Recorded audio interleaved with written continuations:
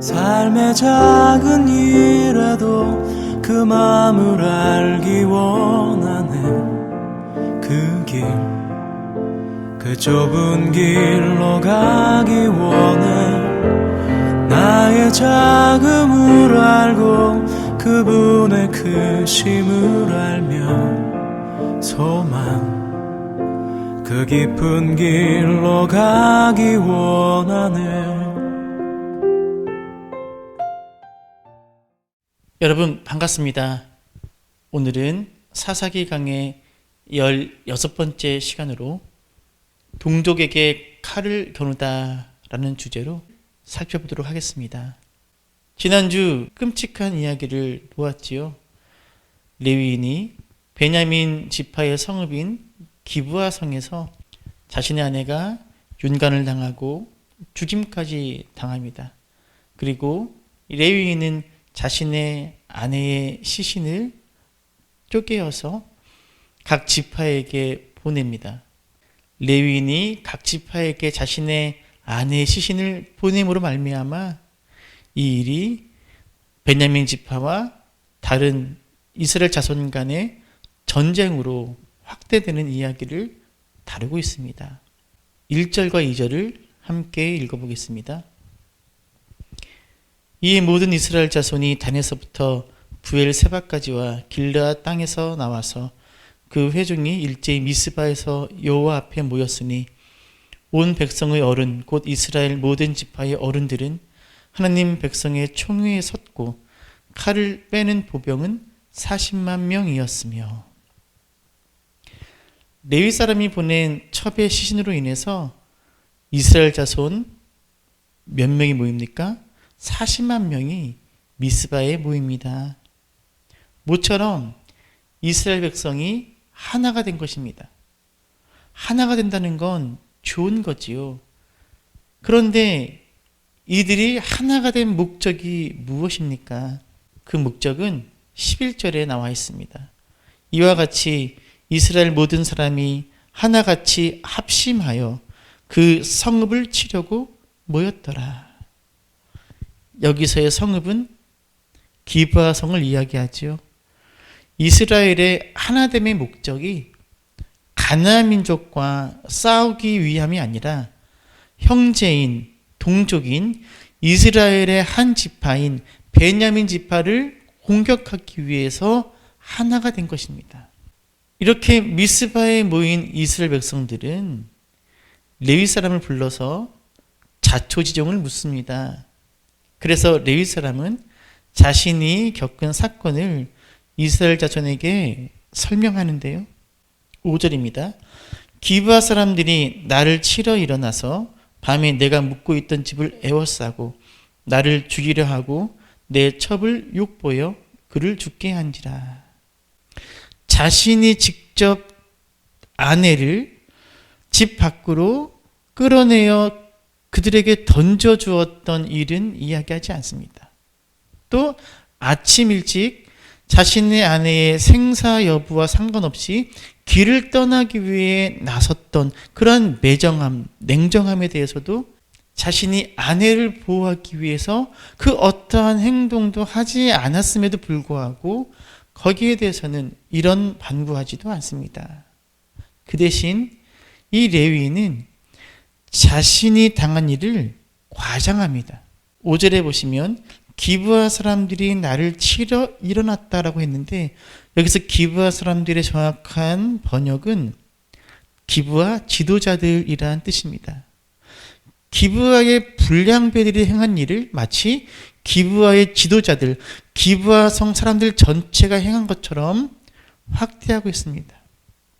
또한 5절 하반절에 보면 나를 죽이려 하고, 이 기브아 사람들이 레위 사람을 죽이려고 하진 않았거든요. 그런데 자기를 죽이려고 했다. 이렇게 사실과 다르게 사건을 확대하고 있습니다. 그 이유는 이스라엘 자손들로 하여금 기브아 사람들에 대한 적대감을 부추기기 위해서입니다. 레위 사람의 이 설명을 들은 이스라엘 자손은 결국 기브아 성을 공격하기로 결정합니다.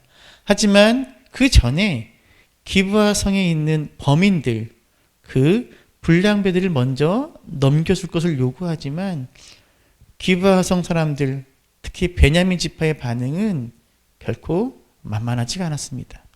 13절과 14절입니다. 그런즉 이제 기브아 사람들 곧 그 불량배들을 우리에게 넘겨주어서 우리가 그들을 죽여 이스라엘 중에서 악을 제거하여 버리게 하라 하나 베냐민 자손이 그들의 형제 이스라엘 자손의 말을 듣지 아니하고 도리어 성읍들로부터 기브아에 모이고 나가서 이스라엘 자손과 싸우고자 하니라. 불량배들을 넘겨주면 되는데 베냐민 지파 역시 자기들이 보기에 소견에 옳은 대로 행하고자 하는 죄악됨이 있었기 때문에 오히려 이들은 같은 베냐민 지파를 보호하기 위해 기브아 성으로 몰려들기 시작합니다.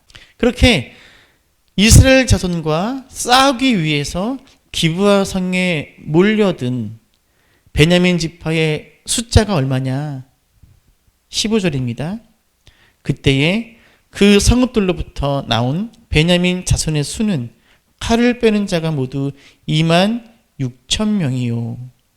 몇 명이 모였습니까? 2만 6천 명입니다.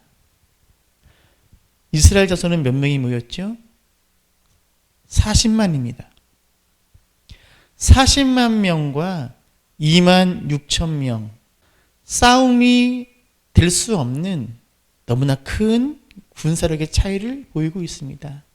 베냐민 지파가 이스라엘 자손의 타협안을 거부하고 맞서 싸우려고 하자 이스라엘 자손 역시 이제 전쟁을 시작하려고 합니다. 그런데 이스라엘 자손은 전쟁을 시작하기 전에 먼저 하나님께 묻습니다.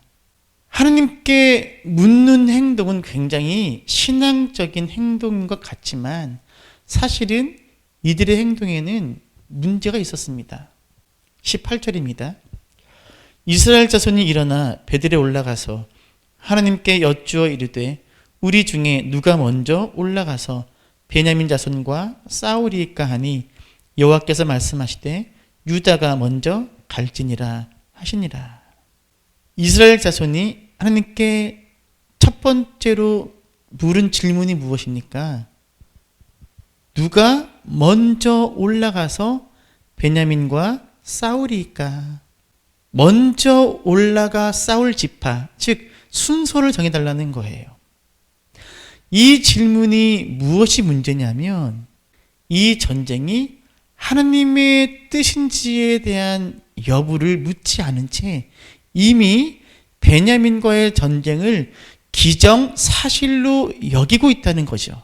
하나님께 묻긴 묻는데 이 전쟁에 대한 하나님의 뜻이 아니라 이미 뜻은 자신들이 정해놓고 그러니까 하나님께 물어보는 그 행위는 신앙적인 것 같은데 그 물음의 내용은 신앙적이지 않습니다.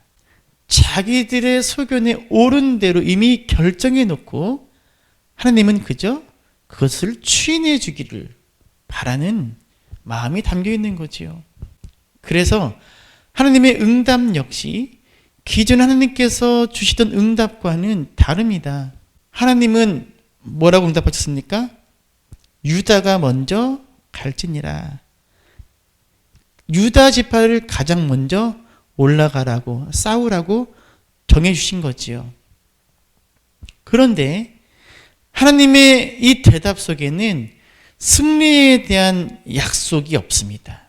대부분의 경우에는 하나님께서 내가 저들을 너희 손에 넘겨주겠다라는 약속이 함께 주어집니다.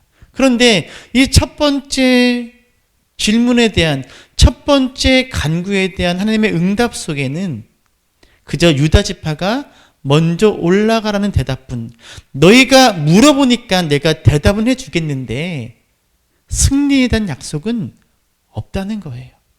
이스라엘 백성은 하나님의 응답이 주어지자 얼씨구나 하고 베냐민을 치러 올라갑니다. 그 결과가 어떻습니까? 21절입니다. 베냐민 자손이 기브아에서 나와서 당일에 이스라엘 사람 2만 2천 명을 땅에 엎드려뜨렸으나 무려 2만 2천 명이나 전사하는 이스라엘 자손의 패배를 맛봅니다. 이스라엘 자손이 40만 명이고 베냐민 지파는 2만 6천 명인데 베냐민 지파의 전체 군사수와 맞먹는 무려 2만 2천 명이나 되는 이스라엘 자손이 목숨을 잃습니다. 결국 이스라엘 자손은 결코 예상치 못했던 패배를 경험하자 하나님께 울며 두 번째로 묻습니다. 그런데 이 두 번째 물음은 첫 번째 물음과 약간 달라져 있습니다. 23절입니다. 이스라엘 자손이 올라가 여호와 앞에서 저물도록 울며 여호와께 여쭈어 이르되 내가 다시 나아가서 내 형제 베냐민 자손과 싸우리까 하니 여호와께서 말씀하시되 올라가서 치라 하시니라. 무엇이 달라졌습니까? 첫 번째 질문에서는 누가 먼저 올라가서 베냐민 자손과 싸우리까 라고 물었지만 두 번째 물음에는 내 형제라는 말이 포함되어 있습니다.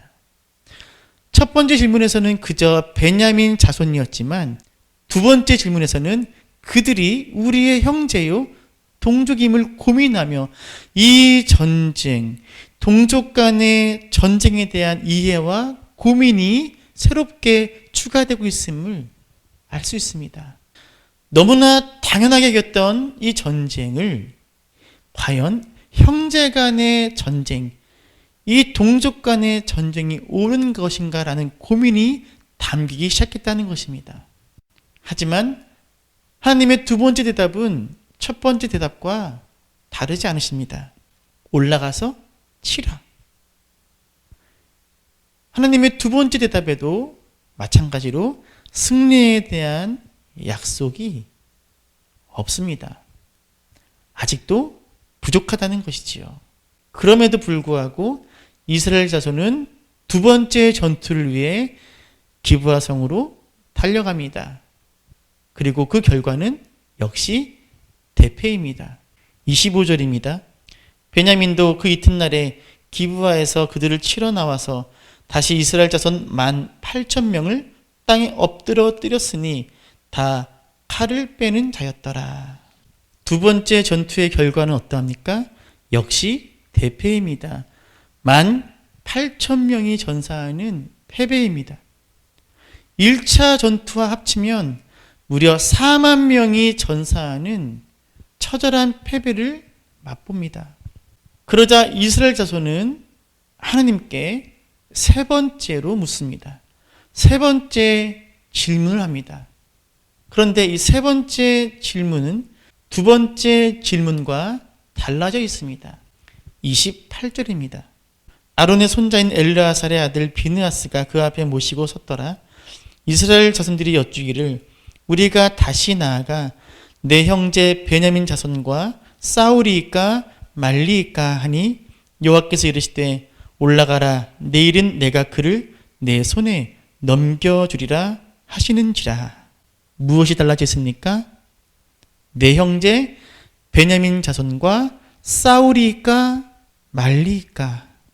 이 베냐민과의 전쟁이 하나님의 뜻이 아닐 수도 있음을 인정하고 전쟁을 할까요 말까요? 라고 하나님의 뜻을 묻습니다. 사실 이 질문은 이스라엘의 첫 번째 질문이어야 했습니다. 하나님, 우리가 베냐민과 싸울까요 말까요? 하나님의 뜻을 먼저 물어야 했는데 이들의 첫 번째 질문은 누가 먼저 올라갈까요? 하나님의 뜻은 상관하지 않은 채 자신들이 먼저 결정하고 하나님께 순서만 정해달라는 이 모습이 두 번의 패배를 통해서 깨닫게 된 거지요. 우리가 잘못했구나. 하나님의 뜻을 먼저 물어야 했구나. 라는 걸 인정하고 깨닫고 하나님께 지금 싸울까요 말까요? 이 전쟁 하나님의 뜻입니까 아닙니까? 라고 묻고 있는 거지요. 두 번의 패배를 통해 이스라엘 백성이 제자리로 돌아온 것입니다. 아니, 정신을 차린 겁니다. 그래서 하나님의 대답은 이제 두 번의 질문과 다릅니다. 올라가라. 내일은 내가 그를 내 손에 넘겨주리라. 승리에 대한 하나님의 약속이 드디어 담겨 있습니다. 결국 이 약속에 힘입어 이스라엘 자손이 베냐민과 세 번째 전투를 벌입니다. 그 결과가 어떠합니까? 35절입니다. 여호와께서 이스라엘 앞에서 베냐민을 치심해 당일에 이스라엘 자손이 베냐민 사람 2만 5,100명을 죽였으니 다 칼을 빼는 자였더라. 베냐민 사람 2만 5천 명을 죽이는 승리를 거둡니다. 대승을 거둡니다. 하지만 이것이 진짜 기뻐할 일인지는 생각해 보아야 합니다. 자신의 형제, 자신의 동족이 거의 전멸하다시피 한 거거든요. 하나님께서 이 전쟁을 승리로 이끄시지만 결코 하나님께서 원하시던 전쟁은 아니었습니다. 11번 질문입니다. 하나님께서는 두 번이나 이스라엘 자손이 패하게 하십니다. 그 이유는 무엇일까요? 하나님께서 이스라엘 자손에게 바로 승리를 주시지 아니하시고 두 번의 큰 패배를 주신 이유는 베냐민 지파만이 아니라 다른 이스라엘 자손 역시 징계하시기 위함이었습니다. 베냐민 지파의 행동, 기브아성 불량배들의 행동은 결코 변명의 여지가 없는 잘못된 행동이었습니다. 그리고 그들을 옹호하는 베냐민 지파의 행동 역시 옳지 않았습니다. 하지만 그 베냐민 지파와 싸우고자 하는 다른 이스라엘 자손 역시 하나님 보시기에는 자기들의 소견에 옳은 대로 행하는 모습이라는 거지요. 그래서 하나님께서는 두 번의 패배를 통해서 베냐민 지파만이 아니라 다른 이스라엘 자손들에게도 역시 그들의 불신앙과 불충성을 징계하고 계신 것입니다. 사사기 19장의 이야기는 사사기 시대가 파국으로 치닫고 있음을 보여주고 있습니다. 그 이유를 사사기의 시작인 1장 1절과 2절의 내용과 비교한 후 답을 할 수 있습니다. 사사기 1장 1절과 2절은 이렇습니다. 여호수아가 죽은 후에 이스라엘 자손이 여호와께 여쭈어 이르되 우리 가운데 누가 먼저 올라가서 가나안 족속과 싸우리이까? 여호와께서 이르시되 유다가 올라갈지니라. 보라, 내가 이 땅을 그의 손에 넘겨주었노라 하시니라. 사사기 1장 1절과 2절은 오늘 살펴본 사사기 19장과 구조가 같습니다. 여호와께 묻고 답을 얻는 내용이지요.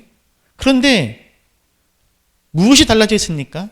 사사기 1장은 가나안 족속과 싸우기 위해서 누가 먼저 올라가야 하는지를 묻고 있습니다.